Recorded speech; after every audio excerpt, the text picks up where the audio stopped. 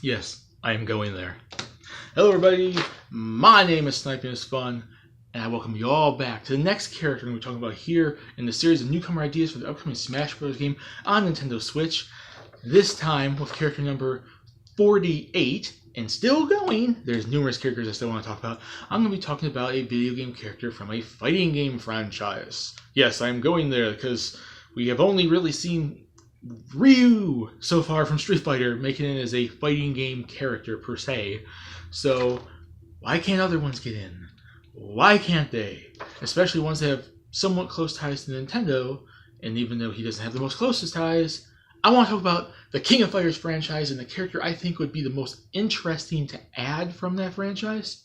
For character number 48, Rock Howard, the son of Geese Howard, the major main villain from Fatal Fury, and who recently, within the last year or so, was added to Tekken 7, so how about his son get added to something now too? Okay, as always, 3 separate categories. Why does the character make sense?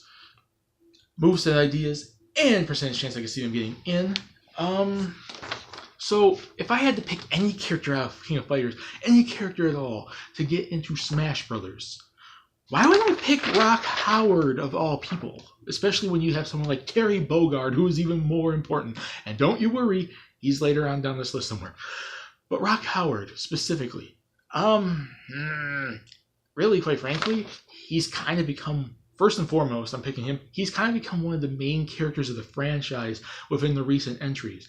He's been added, I forgot what game he was specifically added to the series in, but he's become one of the major characters to the King of Fighters franchise in the last numbered amount of entries. He was trained by Terry Bogard, kind of like how Ken trained Shawn in Street Fighter, and he has become one of the most important, majorly heavy storyline-based pushed characters, most popular characters in the King of Fighters franchise.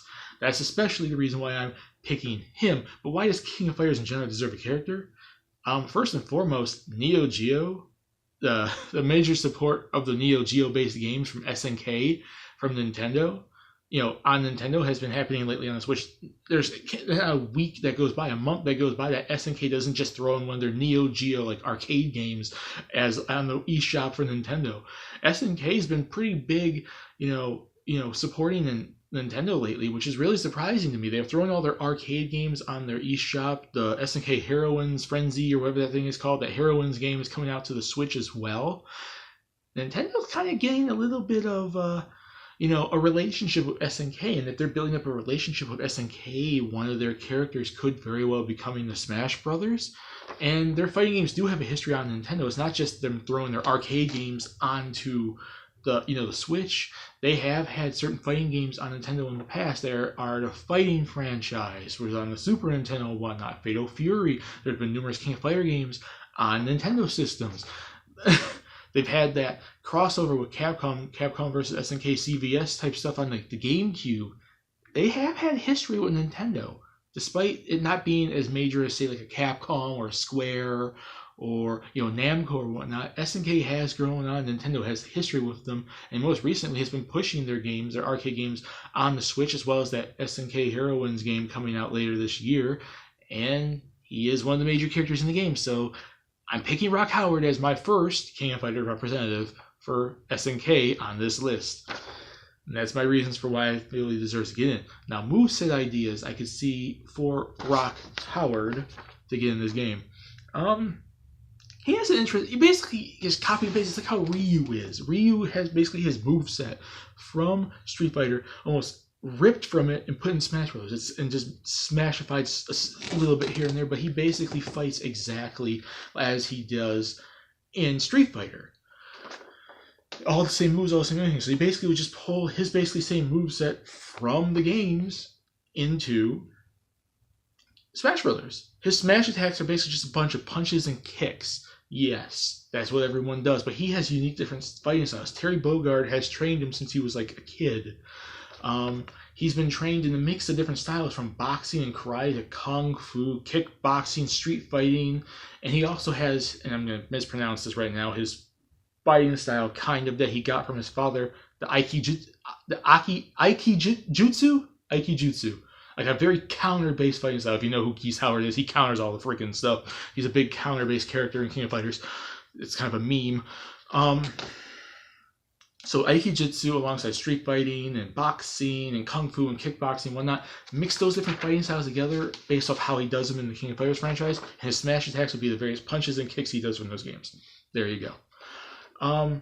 His special attacks would be kind of a mix of different special abilities he does.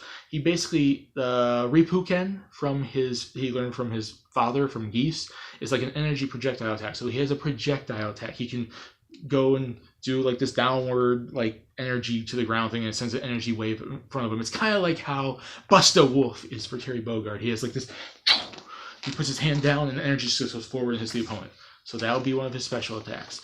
He also does the Raging Storm, which he learned from his dad as well, which is basically the same thing, except instead of the energy going forward as like a wave towards the opponent, it goes and surrounds, it goes upwards like shield that goes, and I'm explaining this really bad because I'm sure King of Fighters fans going to come here and be like, what the hell is he talking about? You know, I can't explain stuff here because I'm not super familiar with Rock Howard or Geese for that matter, at least in terms of their movesets, but it's like this energy field of barrier just goes up around them. So it's like for close opponents, like the Ripuken is for long range attacks, and the Raging Storm is like an upwards thing. If it's opponents close to you, it also protects you too.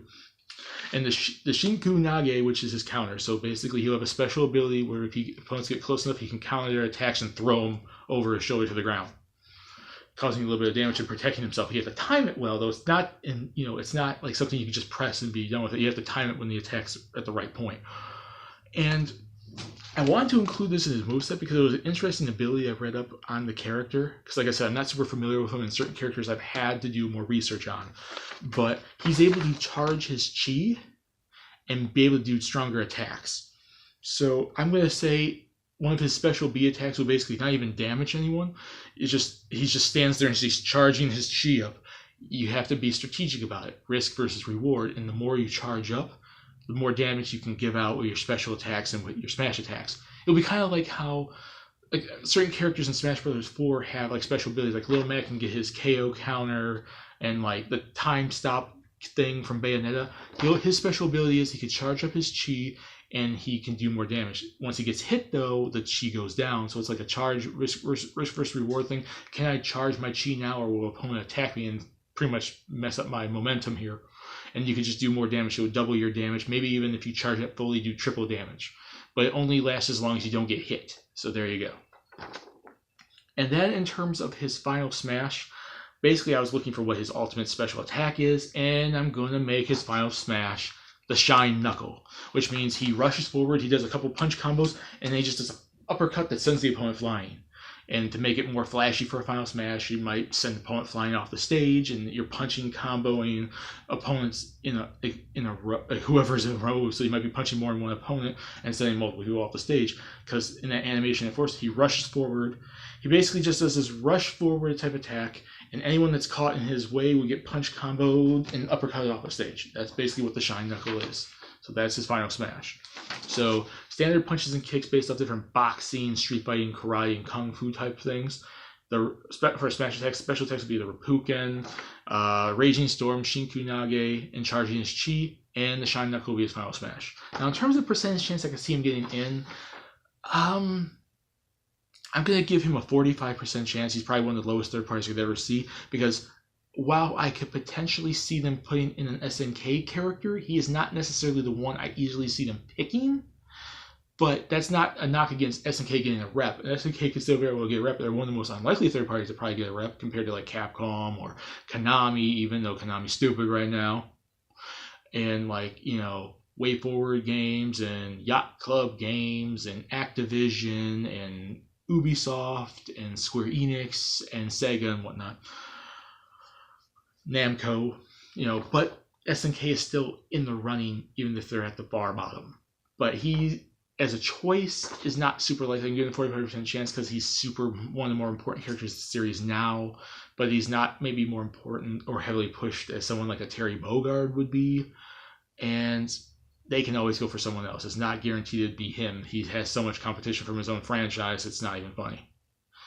So that's it for number 48. Rock Howard. My name is Sniper's1. Put in the comments what you guys think. You guys think Rock Howard would be cool? Are you a fan of the King of Fighters franchise? Would you like to see a character from there at all, Rock Howard or otherwise? What reasons you think they make sense or not? What about my reasons? What about my moveset? What moveset would you give him? Percentage chance is 45, too high, too low, whatever. Discuss it there. We'll have fun. And that's it for character number 48. And when I return, character number 49 will be our 4th trip to the ARMS franchise with Twin Tail. See you all.